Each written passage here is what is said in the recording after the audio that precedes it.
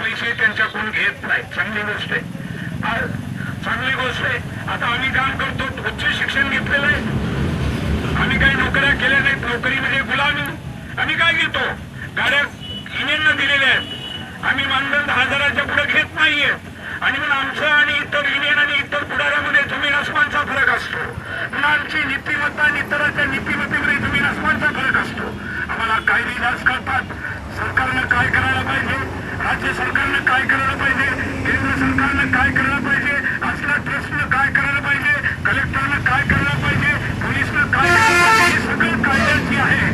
ज्या घटनेनं अधिकार दिले, ज्या घटनेनं आम्हाला समानता दिली, ती समानता मात्र आपल्यामध्ये 70 वर्षामध्ये आली नाही, महिलांमध्ये नाही, पुरुषांमध्ये नाही.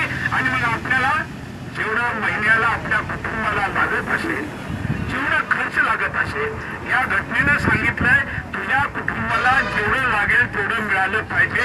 घटनेनं तुम्हाला जिवंत राहण्याचा अधिकार दिलेला आहे. जिवंत राहण्याचा अधिकार दिलाय म्हणजे तुम्हाला जर काही नसेल, नोकरी करावी लागत असेल, तर नोकरीचं वेतन आपल्याला पुरेसं असं मिळालं पाहिजे. किती मिळालं पाहिजे, तर जे काय राष्ट्रीय आयोग आहेत, आंतरराष्ट्रीय आयोग आहेत, त्यांनी सांगितलं एका कुटुंबाला जगण्यासाठी 5 वर्षापूर्वी 18,000 लागत होते, आज 26,000 रुपये लागतात. आणि म्हणून 26,000 रुपये तुम्ही वेतन देणं साध्यातल्या साध्या कर्मचाऱ्याला देणं भाग आहे. त्यांना नोकरीत कायम केलं पाहिजे, नोकरीची जॉब सिक्युरिटी असली पाहिजे.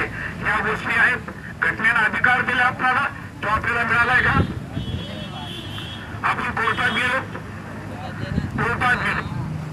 कोर्टात गेल्यानंतर काय झालं, स्टे आला.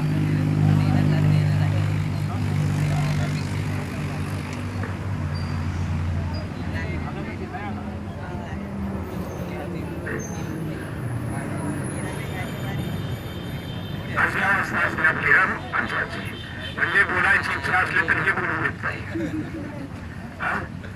त्यांना वाटते कशाला आले कपडे, त्यांना कळालं ना हे माणसं कशाला आले होते, आमच्या माणसाला पिचकवण्यासाठी. आम्ही माणसं अशी दगडाला सुद्धा उठ म्हणलं, उठलं दगड उठला पाहिजे, उठला पेटला पाहिजे, अशी